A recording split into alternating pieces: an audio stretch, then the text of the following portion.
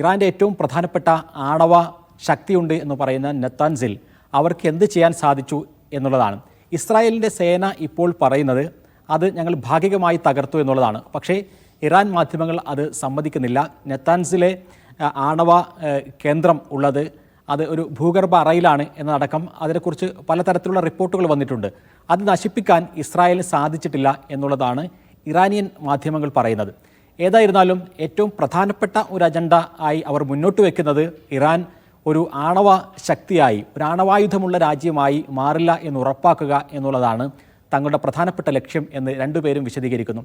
മറ്റൊന്ന്, ഇനി ഭാവിയിൽ ഇപ്പോൾ പശ്ചിമേഷ്യയിലാകെ ഇസ്രായേലിന് വിരുദ്ധമായിട്ടുള്ള പ്രോക്സി സംഘടനകളെ പോറ്റി വളർത്തുന്നത് ഇറാനാണ്. അതുകൊണ്ട് തന്നെ അതിന് തടയിടുക, ആ അർത്ഥത്തിൽ ഇസ്രായേലിനുള്ള എല്ലാ ഭീഷണികളെയും ചെറുക്കുക എന്നുള്ളതാണ് പരമപ്രധാനമായ ലക്ഷ്യമായി ഇസ്രായേൽ പറയുന്നത്. ഇസ്രായേൽ പ്രധാനമന്ത്രി ബെന്യാമിൻ നെതന്യാഹു ഇപ്പോഴൊന്നുമല്ല, കുറേ കാലമായി, കുറേ ദശാബ്ദമായി തന്നെ ഇറാൻ്റെ ഭീഷണി ഞങ്ങൾ ഇല്ലാതെയാക്കും, അതിന് ഞാൻ തന്നെ മുൻകൈയെടുക്കും എന്ന് പലതവണ പ്രസംഗിച്ചതാണ് ഒക്ടോബർ 7-ന് മുമ്പും ശേഷവുമെല്ലാം.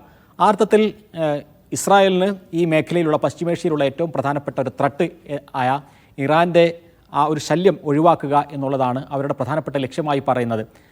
പക്ഷേ ഈ കാര്യം വിശദീകരിച്ചുകൊണ്ട് തന്നെ ഈ ഒരു യുദ്ധത്തിലൂടെ അല്ലെങ്കിൽ ഈ ഒരു ആക്രമണത്തിലൂടെ അത് സാധ്യമാകുമോ എന്നുള്ളതിന് ഇയാൽ സബീർ കുറച്ചുകൂടി ഒരു പ്രാക്ടിക്കലായിട്ടുള്ളൊരു മറുപടി പറഞ്ഞിട്ടുണ്ട്. പൂർണ്ണമായും അത് നേടാൻ സാധിച്ചു കൊള്ളണമെന്നില്ല, പൂർണ്ണമായൊരു വിജയത്തിലേക്ക് എത്താൻ നമുക്ക് സാധിച്ചു കൊള്ളണമില്ല എന്ന് ഇയാൽ സബീർ ഇന്ന് പറയുന്നൊരു സാഹചര്യമുണ്ടായി. അപ്പോൾ നമ്മൾ എത്ര തന്നെ മൊസാദിൻ്റെ ശക്തിയെക്കുറിച്ച് പറയുമ്പോഴും അതേപോലെ തന്നെ ഇസ്രായേലിൻ്റെ ടാർഗറ്റഡായുള്ള അറ്റാക്കിനെ കുറിച്ച് പറയുമ്പോഴും അവർക്കും ഉള്ളിൽ കുറേ ഭയമുണ്ട്, ഉള്ളിൽ അവർക്കും കുറേ ആശങ്കകളുണ്ട്.